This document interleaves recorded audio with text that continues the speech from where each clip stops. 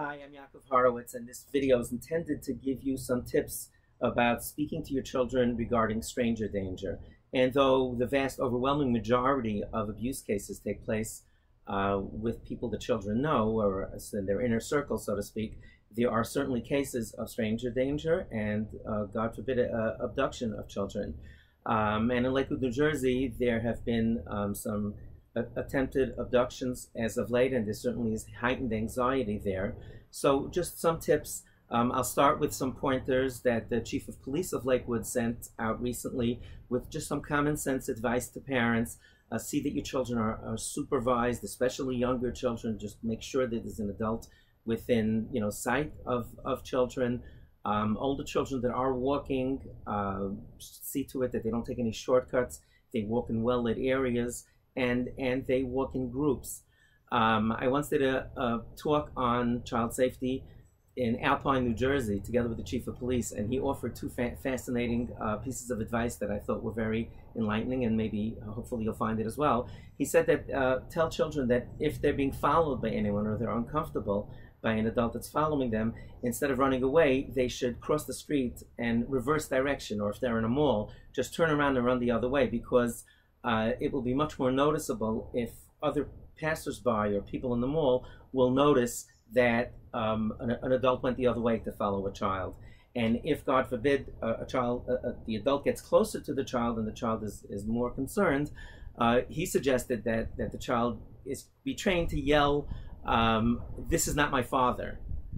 Because nowadays when we see a child crying in the street or carrying on with a parent next to them, we tend to turn away because we've been in that situation recently, and we, like, out of sympathy, we turn away. So by announcing that this is not my parent and no relative of mine, help, and that's really the message. Teach your children to get out of the situation and to yell at the top of their lungs. That's really what's going to frighten someone away who would, God forbid, want to abduct a child.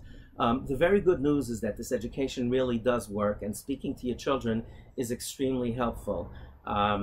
We had a similar rash of attempted abductions in our hometown of Muncie, and campaigns like this where parents were sent emails and encouraged to speak to their children about it, it really did help. And every single child that was involved in a situation like that over the next few weeks knew exactly what to do.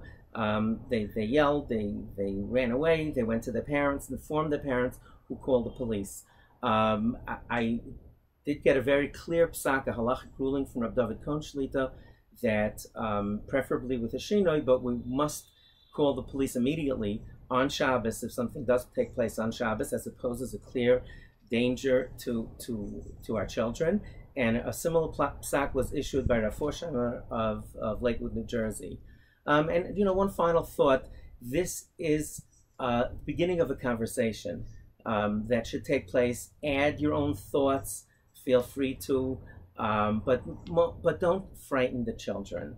It really, when we overly frighten the children, they should be aware. A moderate amount of anxiety is okay, but when we overly frighten the children, research shows that they don't remember the messages we tell them, and it really doesn't help them much. They tend to freeze rather than feeling empowered that they know what to do in the event that something happens.